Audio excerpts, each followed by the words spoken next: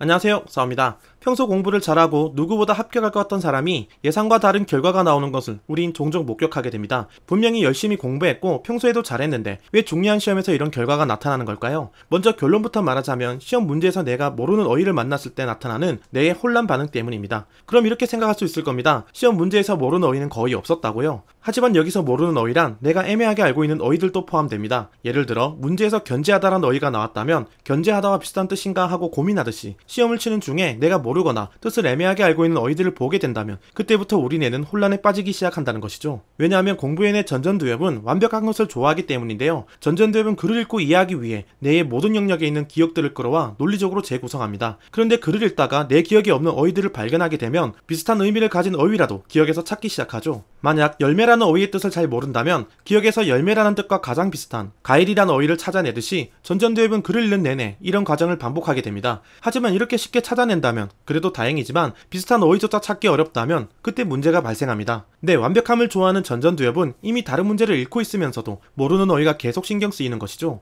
우린 시간 때문이라도 그 어휘를 무시하고 계속 문제를 풀어야 하지만 전전두엽은 아까 그 어휘가 무슨 뜻이지 하며 은연중에 계속 고민을 하고 있으니 당연히 그 이후부턴 글을 이해하는 능력인 독해력이 떨어진다는 겁니다. 아니, 아무리 그렇다 해도 모르는 어휘 몇 개를 봤다고 내가 혼란에 빠지는 게 말이 되냐고 생각할 수 있을 겁니다. 맞습니다. 그렇게 오래 공부해왔는데 말이죠. 그러나 지금 나오는 이 영상을 보면 시험의 지문보다 훨씬 짧은 그림에도 불구하고 우리가 글을 읽다가 모르는 어휘를 만났을 때 이후 시선이 갈피를 잡지 못하고 방황하는 것처럼 시험 상황에서도 모르는 어휘 때문에 제 시문을 몇 번을 다시 보게 된다던가 모르는 어휘가 의식되어 본문에 집중하지 못하는 경우가 반드시 있다는 것이죠. 네, 다들 한 번 정도는 경험해봤을 겁니다. 실제로 시험장에서 이런 일이 발생하면 더 긴장된 상태라 우리 뇌는 더 혼란에 빠질 수 있을 텐데요. 간절한 마음에 이거 정말 틀리면 안 되는데 하며 말이죠. 그럼 우린 이런 상황에서 어떻게 대처하면 좋을까요? 일단 그 어떤 것보다 가장 좋은 치료 방법은 예방이듯이 공부에서도 모르는 어휘를 없게 하는 것이 최선의 방법입니다. 네, 평소 어휘력을 높여놓자는 것이죠. 아무리 내가 모르는 어휘를 무시하고 본문에 집중할 수 있는 기술을 가지고 있어도 모르는 어휘가 너무 많다면 그 기술조차 아무런 의미가 없습니다. 네, 솔직히 어휘력이 너무 부족하면 아무리 개념을 많이 알아도 문제 자체를 이해하는데 너무 시간이 걸리기 때문에 절대적인 시간 부족으로 인해 좋은 성적을 얻을 수가 없죠. 그래서 답안을 완벽히 작성도 못한 채 시험이 끝나는 경우도 허다하니까요.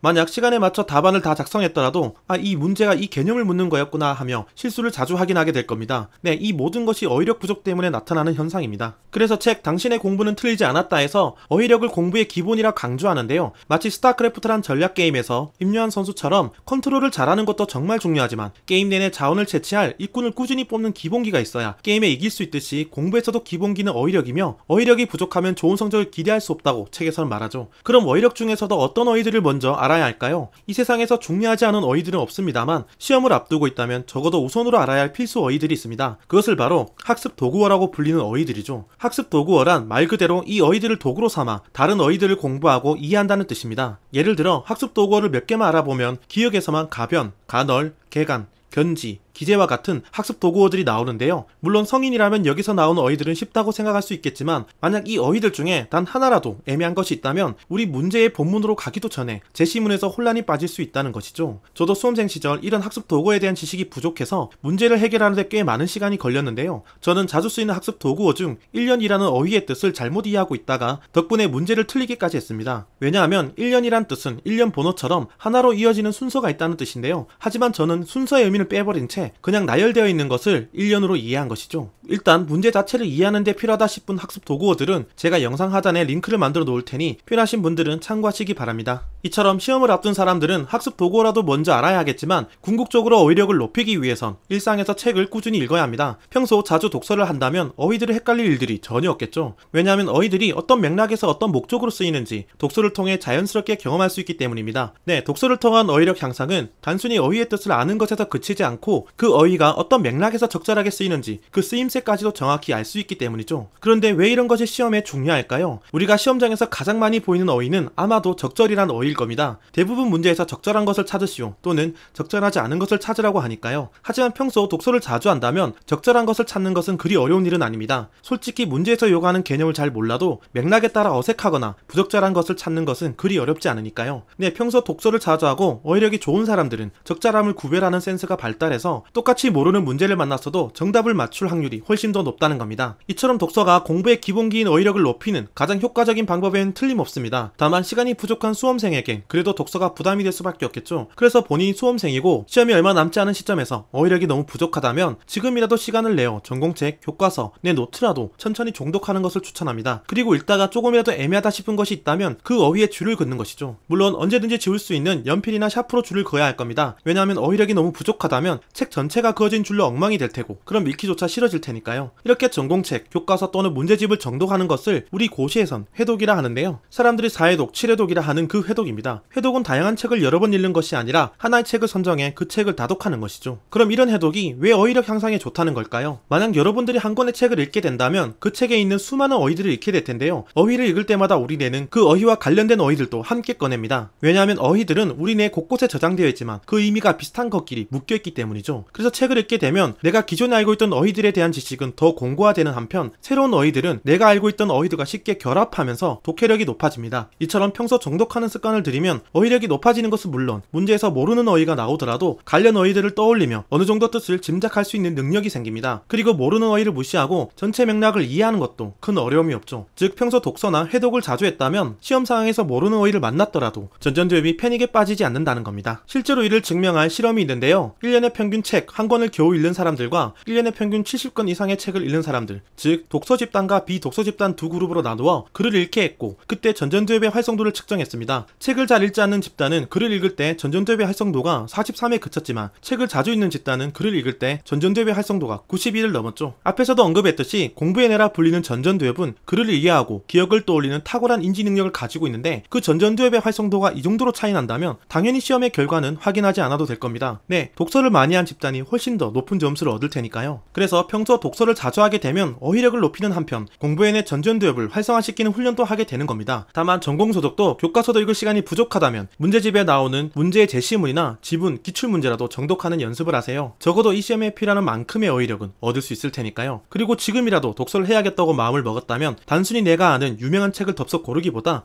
이 책이면 내가 읽을 수 있겠다 싶은 책으로 선택하세요. 그리고 모르는 어휘가 나온다고 그때마다 멈춰 뜻을 찾기보다 일단 끝까지 한번 다 읽어보는 것을 목표로 하고 어설프더라도 성취의 기쁨을 꼭 맛봐야 합니다. 만약 어설픈 1회독을 성공한다면 도파민이 뇌를 자극할 것이고 그럼 다른 책 또는 2회독도 시작할 수 있을 테니까요. 이 외에도 어휘력이나 문해력에 관련된 통계 자료가 많습니다. 특히 OECD에서 어휘력과 문해력에 대한 연구가 있었는데 어휘력이 높은 집단과 낮은 집단을 비교했을 때 평균 연봉이 약 2.7배의 차이가 난다는 연구 결과가 있었고 취업률도 약 2.2배나 차이 난다는 연구 결과가 있었으며 건강조차도 어휘력과 문해력이 높은 집단이 약 2배나 더 건강하다는 연구 결과가 있었죠. 이처럼 어휘력은 우리 인생 전반에 걸쳐 영향을 미칩니다. 어릴 때부터 어휘력이 부족하면 의사소통이 어려워지는데요. 왜냐하면 내 감정이나 생각을 표현할 어휘가 부족하니 내 의사를 표현하기가 힘들어지고 그럼 당연히 감정적으로, 충동적으로 행동할 수밖에 없는 것이죠. 저 같아도 내 의사가 잘 전달되지 않고 의사소통이 어렵다면 답답한 마음에 뭐라도 할 테니까요. 그리고 어휘력이 부족하면 사회적인 관계도 축소되는 경향이 있습니다. 나에게 맞춰주는 몇몇 사람들과의 관계만 이어가겠죠. 마지막으로 어휘력이 부족하면 글 자체를 싫어하게 됩니다. 글이 가장 많이 모여있는 것이 무엇일까요? 네, 바로 책이죠. 어휘력이 부족한 사람들은 책을 좋아할 수 없습니다. 그러니 당연히 독서를 즐겨 하지도 않겠죠. 네, 그럼 공부도 싫어지는 겁니다. 교과서 자체가 책이면 글로 이루어져 있잖아요. 이렇게 살다 보면 자연스럽게 난 책이랑 거리가 멀어 공부랑 맞지 않아 라고 얘기하게 될 겁니다. 과연 세상에 공부에 특화된 사람이 있긴 한 걸까요? 내각의 관점에서 봐도 우리 뇌는 원래 책을 읽기 어렵다고 말합니다. 책 읽는 뇌 다시 책으로의 저자 메리언 울프는 독서의 어려움을 말하며 본래 인간의 뇌는 책 읽기에 적합하지 않다고 했으니까요. 그러니 그 누구나 처음에는 공부하기 싫어하고 독서는 어려운 법입니다. 다만 오랜 습관으로 인해 편안해지고 즐거움을 찾아내는 것이죠.